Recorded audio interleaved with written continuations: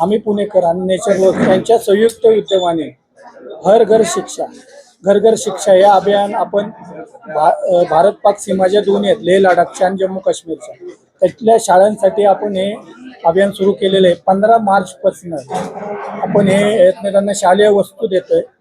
त्यानंतर मेडिकलचं kit, first aid बॉक्सपासून आपण सगळ्या वस्तू, आपलं पहिल्या वर्षीचं टार्गेट आहे 15,000 विद्यार्थ्यांपर्यंत हे आपण शैक्षणिक साहित्य द्यायचं.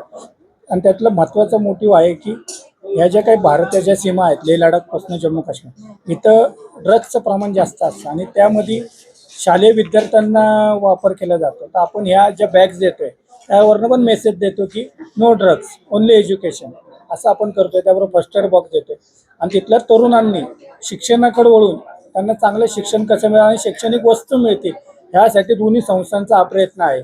आणि ह्यासाठी आपण तिथल्या लेह लडाखचे राज्यपाल आणि जम्मू काश्मीरचे राज्यपाल आणि मुख्यमंत्री यांच्यापर्यंत पत्रव्यवहार करून येत्या महिन्याभरात या सगळ्या गोष्टीचं ऑफिशियली वितरण आपण तिथं करतोय जम्मू काश्मीर आणि लेह लडाखमध्ये.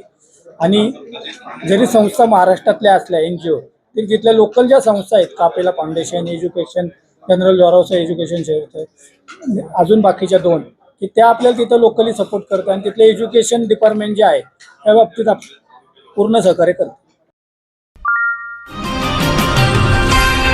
सर्जनशील